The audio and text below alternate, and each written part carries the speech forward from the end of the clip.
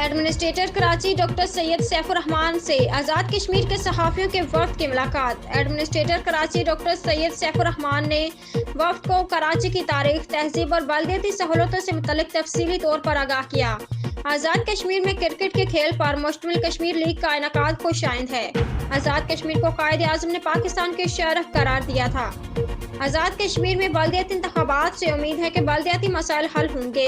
آزاد کشمیر میں صحافتی اقدار کی پاسداری کے لیے پریس کلب اپنا کردار ادا کر رہا ہے۔